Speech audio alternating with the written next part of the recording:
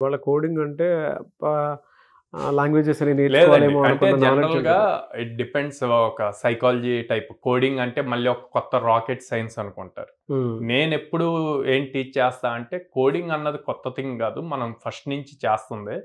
Okay. అది general ఇంగ్లీష్‌ని మనం హ్మ్. రెగ్యులర్‌గా యూజ్ చేసే వాటికి కొన్ని టెర్మినాలజీస్ యాడ్ చేస్తాము.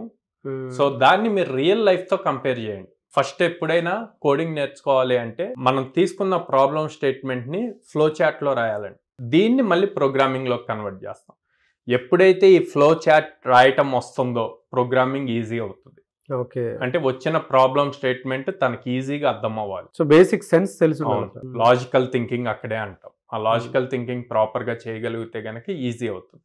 సో, అందుకే మన దగ్గర కోడినాల్లో టెక్నికల్‌తో పాటు లాజికల్ రీజనింగ్ గూడా నేర్పిస్తాం. అప్పుడు ఈజీగా జాబ్స్ మనం చూపించిన ఆపర్చునిటీస్ ఈజీగా క్రాక్ చేయగలుగుతారు.